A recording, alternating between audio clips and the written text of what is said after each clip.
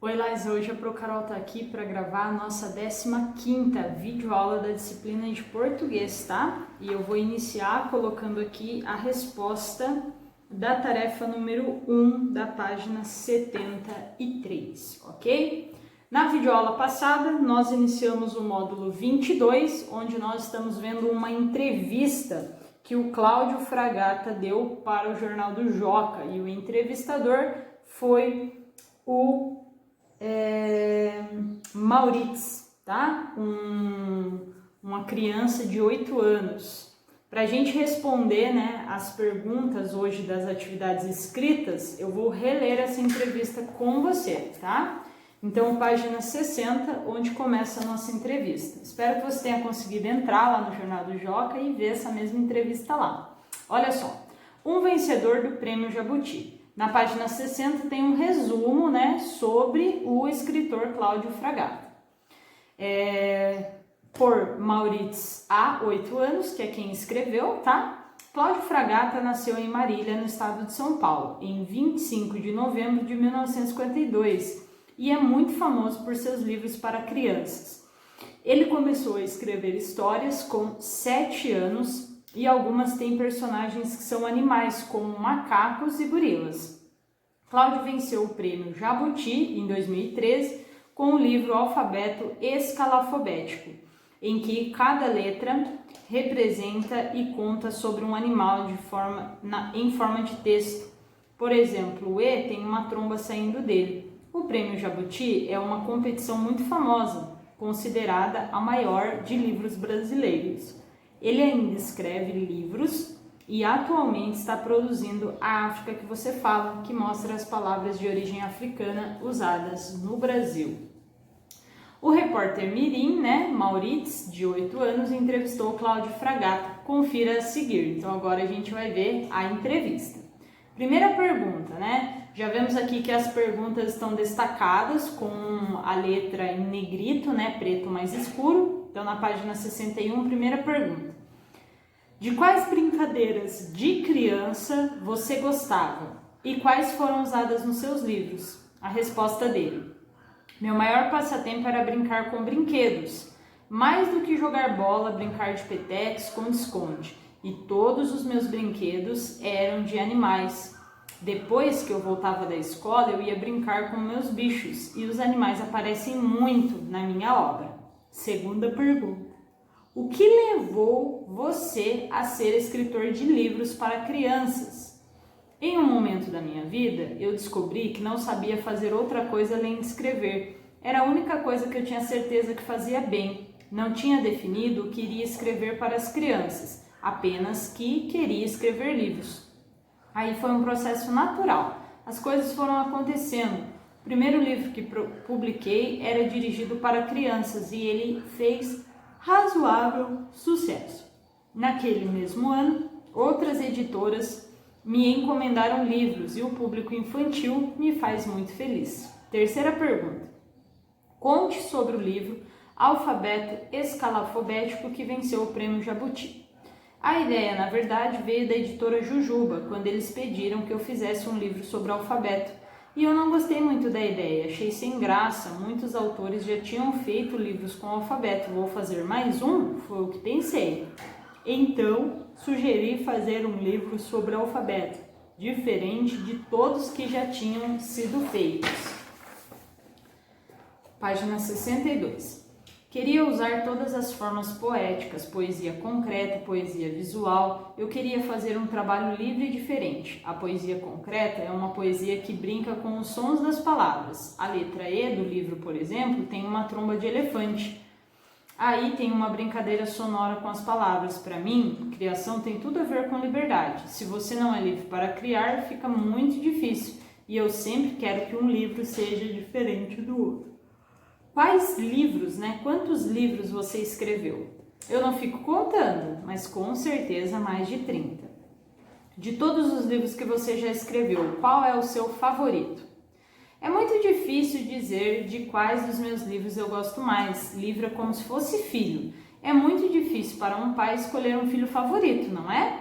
Tem algumas obras pelas quais tenho um carinho especial. tem um livro que se chama Joãozito, que também foi finalista do Jabuti e ganhou um selo da Cátedra de Leitura da Unesco, Organização das Nações Unidas para a Educação, a Ciência e a Cultura, na sigla em inglês. Tenho um carinho muito grande por ele. E última pergunta, qual foi seu primeiro livro? Ele chama As Filhas da Gata Alice, que moram aqui.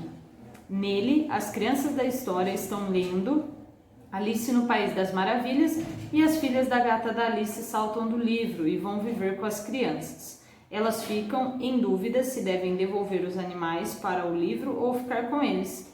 E aqui é a data que foi realizada a entrevista. A entrevista realizada durante a oficina de férias do Joca em julho de 2019. Então, na aula passada, a gente fez as atividades orais da página 63. Hoje, a gente vai continuar a partir da página 64 e eu vou comentando aqui as questões com você, tá bom? Então, olha só.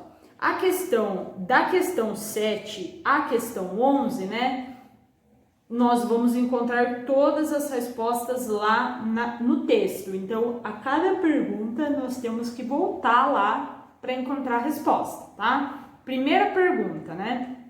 Por que motivo o Cláudio Fragata foi entrevistado?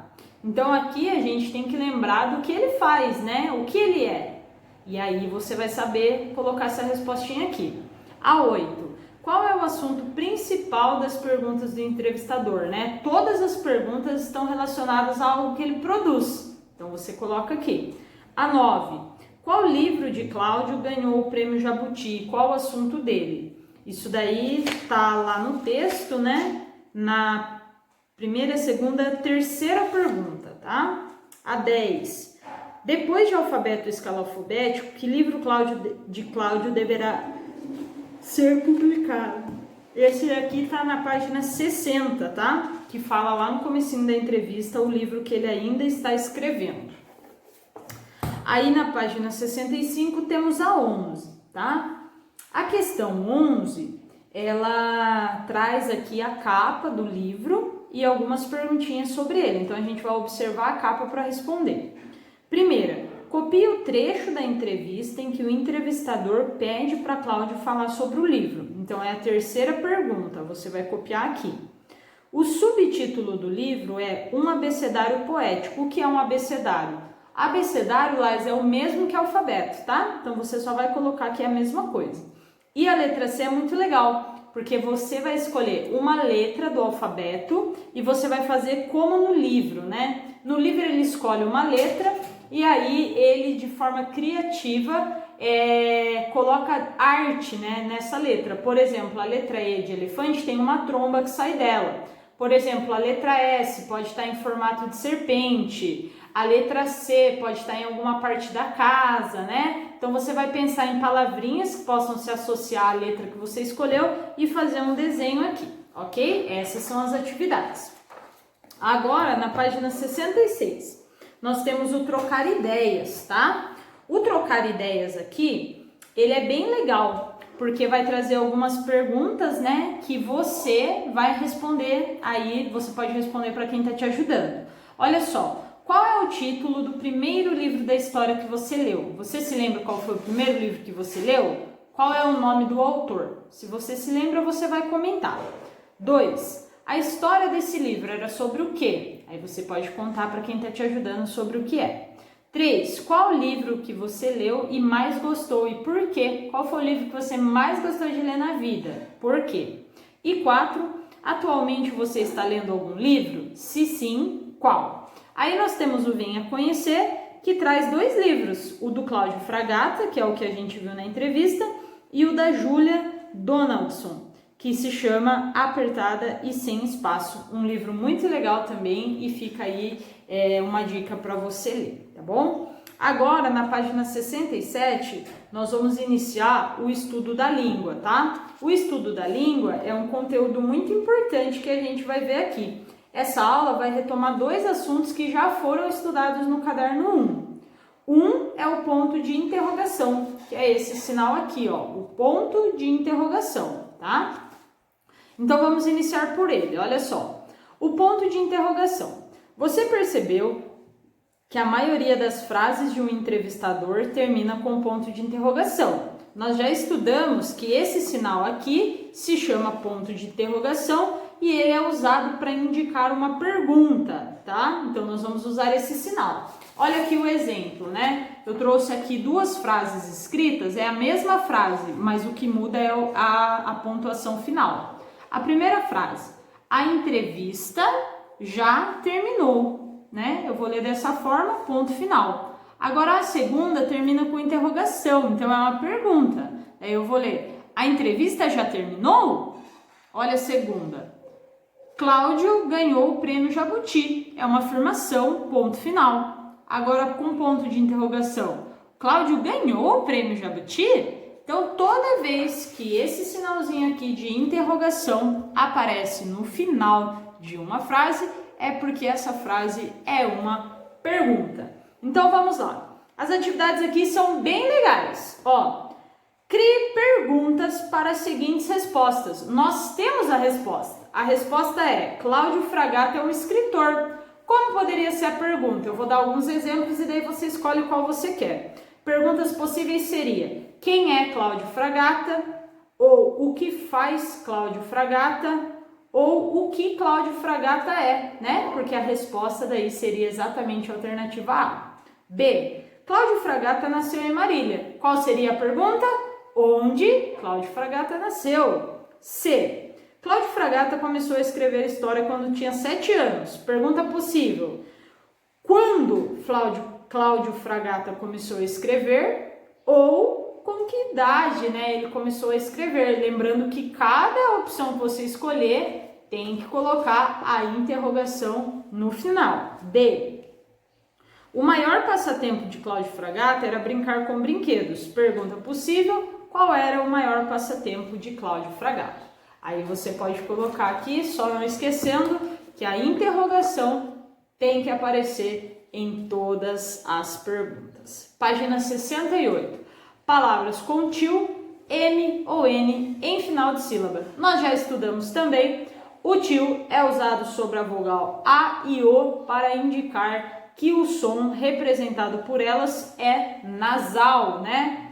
Por exemplo, limão, limões, né? Então, eu sempre vou ter aí o A e o O sem til, au. O A e o O com til, ão, né? Vai trazer esse som nasal.